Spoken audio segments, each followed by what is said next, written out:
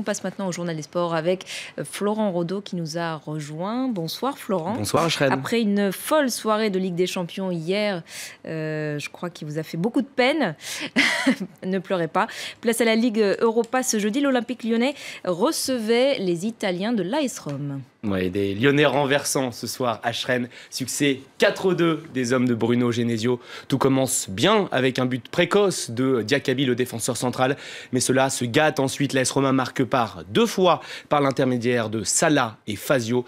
Moment choisi par les Lyonnais pour réagir. Tolisso, Fekir et Lacazette marquent 3 buts somptueux en deuxième période. Avec cette belle victoire à domicile, l'OL prend une sérieuse option pour la qualification. Voilà, 4-2 pour les Lyonnais.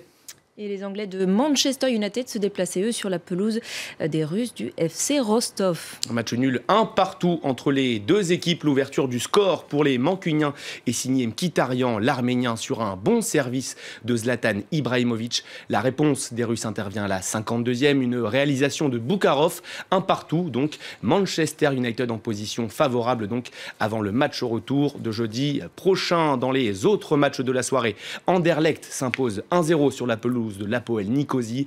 À domicile, Copenhague bat l'Ajax 2-1. Genk s'impose 5-2 chez la Gantoise dans un duel 100% belge. 1 partout entre l'Olympiakos et Beşiktaş. Même score entre Schalke et Mönchengladbach. Enfin, le Celta Vigo domine Krasnodar 2-1. Voilà pour ces résultats d'Europa League Ashrène. Retour en France maintenant où la Ligue 1 va reprendre ses droits dès ce vendredi. Les 2 matchs sont au programme justement dès ce vendredi. Marseille, Angers et Nice-Caen. En cas de succès, les Niçois, 3e, reviendraient à hauteur des Monégasques, leader de cette Ligue 1. Privé de son meilleur attaquant Alassane Plea jusqu'à la fin de la saison, le coach azuréen Lucien Favre devrait titulariser Mario Balotelli. Depuis le début de la saison, le fantasque italien ne laisse personne indifférent à Nice. Écoutez à ce propos Jean-Michel Seri, le milieu de terrain niçois. Mario, comme je l'ai dit, c'est quelqu'un, dans le vestiaire, il est différent.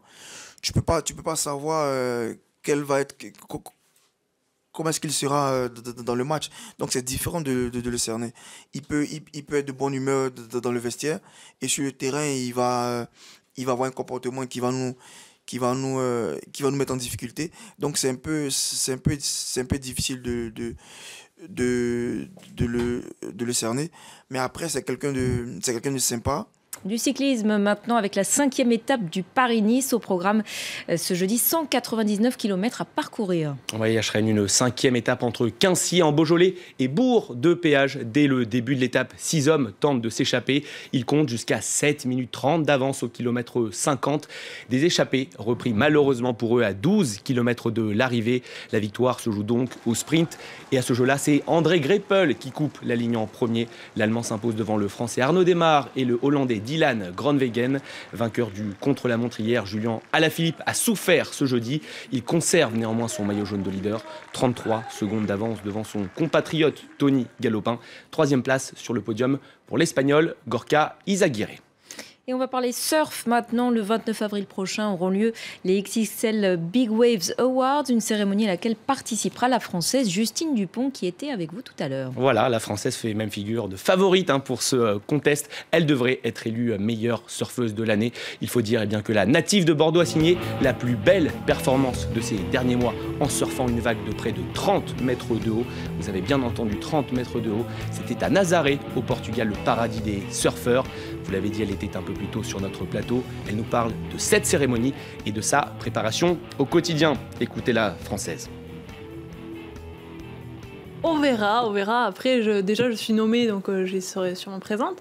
Après, est-ce que j'aurai le prix ou pas? Dans tous les cas, j'ai surfé ces vagues, j'ai fait cet hiver qui était magnifique. Donc ça, c'était la chose la plus belle. Après, le trophée ou pas, c'est du matériel. Moi, j'ai vécu les expériences qui étaient dingues et j'en suis ravie et très fière. Tous les jours, je vais à la salle de sport pour faire des entraînements vraiment pour renforcer les muscles, tout simplement, pour être solide, parce que bon, on est face à des vagues qui sont quand même très très très puissantes et bien plus puissantes que nous, donc il faut tenir.